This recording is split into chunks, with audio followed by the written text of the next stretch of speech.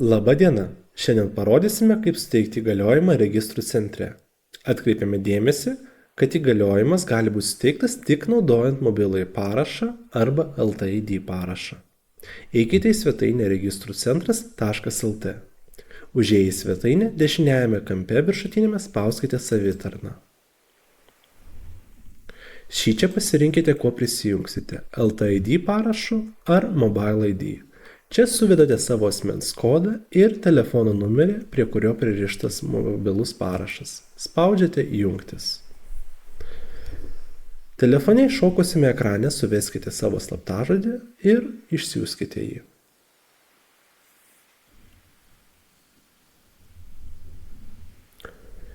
Čia gali būti, kad teks palaukti, kol jūs prisijungsite prie sistemos.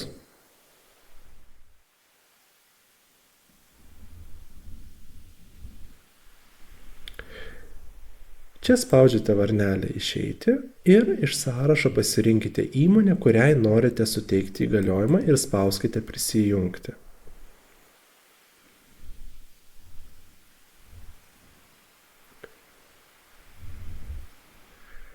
Prisijungus prie savitarnos, spaudžiate Paslaugos ir pasirenkate Verslas. Šičia paspaudžiate įgaliojimų prokūro administravimas ir išrašai. Iš sąrašo išsirenkate juridinių asmenų įgaliojimų gauti paslaugas registrų centre suteikimas. Spaudžiame Užsakyti paslaugas.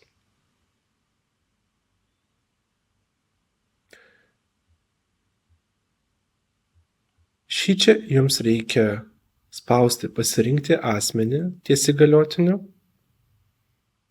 ir suvesti asmens kodą, vardą ir pavardę, kuriam jūs norite suteikti įgaliojimus.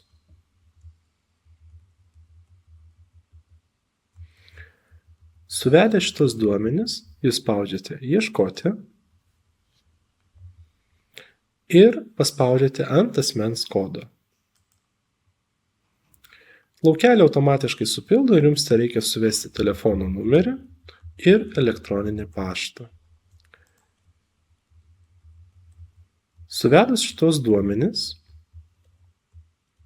mes galėsime pasirinkti, kokius įgaliojimus reikia suteikti. Šičia jūs pasirinkite dėl finansinių ataskaitų rinkinių teikimo. Ir rekomenduočiau pasirinkti minimum 5 metams, kad jums nereikėtų šito žingsnio kartoti kiekvienais metais. Spaudžiame Tęsti. Atsidariusiame lauke jums reikia pasirinkti Mobile ID arba LTID. Čia suvedate savo telefono numerį ir spaudžiate Pasirašyti.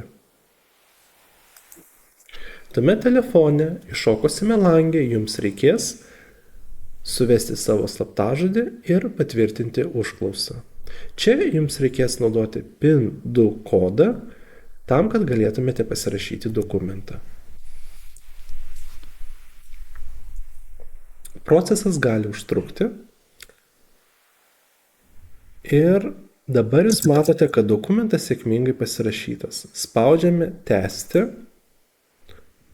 ir neužmirškite, kad paspaudus Tęsti jums reikia spausti Suteikti įgaliojimą.